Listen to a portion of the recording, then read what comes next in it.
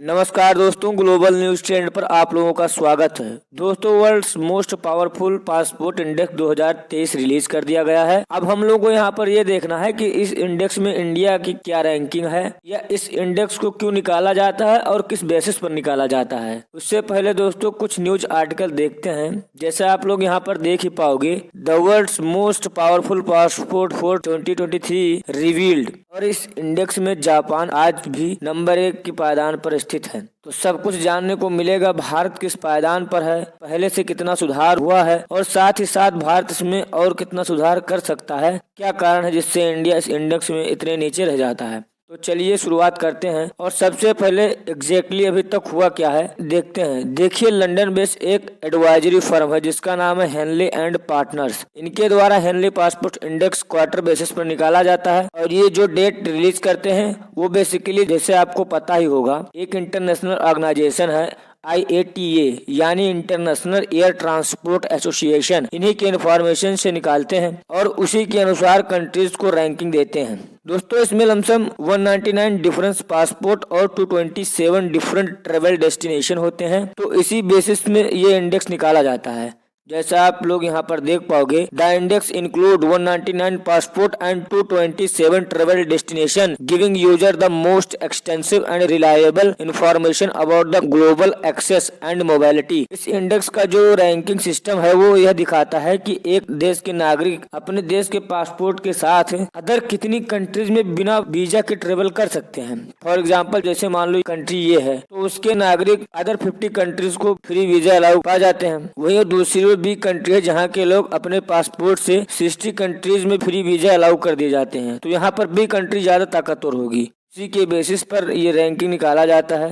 लेकिन रैंकिंग से पहले कुछ इम्पोर्टेंट फैक्ट हैं, वो मैं आपको बता देता हूँ, जो जानने के लिए काफी इंटरेस्टिंग है। सबसे पहला फैक्ट है कि 17% ऑफ ग्लोबल इकोनॉमी जो देश है, अगर उनका एक्सेस करना है तो 60% ऑफ वर्ल्ड कंट्रीज में आप जा सकते हैं। उनके माध्यम से आप 17% ग्लोबल इकोनॉमी में एंटर कर जाएंगे। इसके अलावा यहाँ पर यह भी बताया जा रहा है कि जो 227 डेस्टिनेशन है उनमें से 4th 5th मतलब कि 180 डेस्टिनेशन के आसपास, मतलब 70% के आसपास ऐसी कंट्रीज हैं जो लगभग 180 डेस्टिनेशन को अलाउ करती हैं। मतलब जो डेवलप्ड कंट्रीज हैं वो बहुत कम लोगों को फ्री वीजा एंट्री देते हैं, लेकिन जो डेवलपिंग कंट्री हैं वो ज्यादातर वीजा फ्री एंट्री दे देते हैं। तो इसी की वजह से आपको काफी डिफरेंस देखने को मिलते हैं। चलो दोस्तों, अब रैंकिंग की तरफ चलते हैं और देखते हैं कि कौन से देश किस रैंक पर है। तो देखो, इस रैंकिंग में जापान काफी लंबे समय से नंबर 1 रैंकिंग पर बना हुआ है। जापान और सिंगापुर में काफी टक्कर हुआ करता था, लेकिन फिलहाल की स्थिति यह है कि काफी लंबे समय से जापान नंबर 1 पायदान पर है। अब इसका ये मतलब निकलता है कि जापान के नागरिक आज के समय में 193 कंट्रीज में फ्री वीजा ट्रेवल कर सकते हैं। देखो दोस्तों, फ्री वीजा का मतलब ये नहीं होता है कि आपको वीजा लेना नहीं पड़ेगा। या तो आप वहाँ के जो एयरपोर्ट होते हैं वहाँ पर जाने के बाद में ऑल जो कस्टम्स होते हैं उसको करने के बाद में या तो वीजा ऑन अराइवल मिल जाता है या आपको वीजा फ्री मिलता ही है। तो कुछ कंट्रियों पर निर्भर करता है कि वो आपको वीजा फ्री करती हैं या वीजा ऑन अराइवल देती हैं। फिर सेकंड नंबर पर सिंगापुर, वहीं साउथ कोरिया आता है। इन दोनों कंट्रीज के बीच टाई है, तो इन दोनों को 192 कंट्रीज फ्री वीजा अलाउ करती हैं। फिर उसके बाद यहाँ पर जो फ्रांस है, आयरलैंड है, पुर्तगाल है और यूनाइटेड किंगडम है, इन सभी कंट्रीज का भी 6 स्पॉट टाइज है, क्योंकि इन सभी देशों को 187 कंट्रीज फ्री वीजा अलाउ करती हैं। इसके अलावा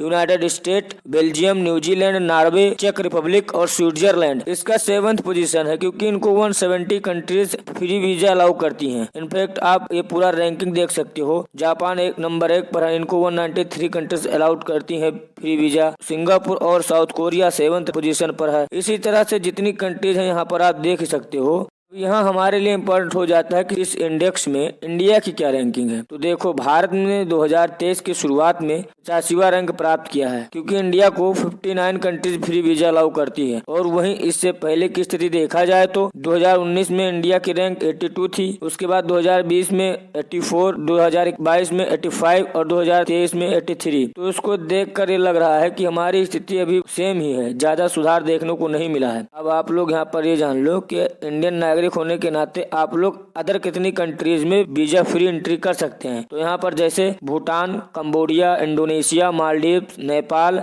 Sri Lanka, Thailand, Kenya, Iran, Qatar, तो ऐसी कंट्रीज में आप वीजा फ्री अलाउ हैं। लेकिन कुछ ऐसी अदर कंट्रीज भी हैं जहाँ पर आप फ्री वीजा ही कह सकते हो उसको, लेकिन वीजा ऑन अराइवल दिया ही जाता है। तो यहाँ हम लोगों की स्थिति ना बहुत खराब है ना ही बहुत सही है, एक सम्मानजनक स्थिति कह सकते हैं। लेकिन जो हमारे पड़ोसी कंट्रीज हैं जैसे श्रीलंका, इसकी 100th पोजीशन है। उसके अलावा बांग्लादेश 101st पोजीशन पर है। वहीं पाकिस्तान लोवेस्ट 5 में आता है, जैसा आप यहाँ पर देख सकते हो 106th पोजीशन पर आपको देखने को मिलेगा। मतलब अगर आप भारत के पड़ोसी देशों को देखें तो उनकी स्थिति बहुत ही खराब है। अब सवाल आता है कि भारत की रैंकिंग इतना कम क्यों है और इसमें सुधार कैसे किया जा सकता है। तो देखो दोस्तों, इस इंडेक्स में भारत की रैंकिंग इतना नीचे है उसके कई कारण है, जैसे नेशनल पॉवर्टी, इंटरनेशनल स्टेटस, और हमारे देश की साइज कितनी है, साइज ऑफ कंट्री, और हमारे देश की इकोनॉमी कैसी है, और बहुत से ऐसे चीजें हैं। इन सब चीजों का बहुत ही प्रभाव पड़ता है। और एक सबसे कॉमन रीजन तो इलीगल माइग्रेशन को बताया जा रहा है। जैसे मान लो किसी देश में युद्ध का माहौल है या आतंकवादी ज्यादा हो गए हैं, तो वहाँ के लोग अपने देश को छोड़कर अदर कंट्री जैसे डेवलप्ड नेशन जैसे यूएसए में जाना चाहते हैं, माइग्रेट करते हैं या किसी अदर कंट्री में करते हैं। तो ऐसी स्थिति में उनको यूएसए वीजा नहीं देता है। और जिस कंट्री के लोग डेवलप्ड कंट्री की तरफ माइग्रेट करते हैं, उन लोगों की इच्छा होती है कि वहाँ उनकी जीवन जीने की शैली बदल जाएगी, उनको अच्छे जॉब्स मिल जाएंगे। तो ऐसे में यूएसए या डेवलप्ड कंट्री उन लोगों को वीजा नहीं देती हैं। और इसी तरह से जब आपकी पासपोर्ट इंडेक्स में रैंकिंग बहुत कम हो तो ये दिखाता है कि जो डेवलप्ड कंट्रीज हैं वो लोग इलीगल माइग्रेशन को अलाउ नहीं करते हैं। लेकिन वहीं हम भारत की बात करें तो हम लोगों की सिचुएशन अच्छी है। बहुत कम ही देखने को मिलता है कि भारत के लोग अदर कंट्रीज को माइग्रेट करें। इसका मेन प्रॉब्लम क्या है मैं आपको बताता हूँ। हमारे पड़ोसी देश एक्चुअली क्या है ना, जैसे हमारे पड़ोसी देश नेपाल, पाकिस्तान या बांग्लादेश, यहाँ के लोग इंडिया में इलीगल माइग्रेट कर जाते हैं। अब अगर वो लोग भारत में इंटर कर सकते हैं तो यहाँ पर इसका मतलब ये भी हुआ कि वो अदर डेवलप्ड कंट्रीज में भी इंटर कर सकते हैं। तो यहाँ पर डेवलप्ड कंट्री केवल आपको नहीं, आपके पड़ोसी देशों की स्थिति को भी देखते हैं। और अगर आपके पड़ोसी देश की स्थिति खराब है तो इसका प्रभाव आपके ऊपर भी पड़ता है। इसी वजह से इंडिया की रैंकिंग इस इंडेक्स में काफी खराब हो जाती है। तो दोस्तों, हम लोगों को अपने आप में तो सुधार करना ही होगा, लेकिन जैसे हमारे पड़ोसी देश है बांग्लादेश, पाकिस्तान, नेपाल, इन लोगों को भी मतलब एक प्रकार से सपोर्ट करना पड़ेगा। और पाकिस्तान की बात ही अलग है, पाकिस्तान को तो इंडिया सपोर्ट अब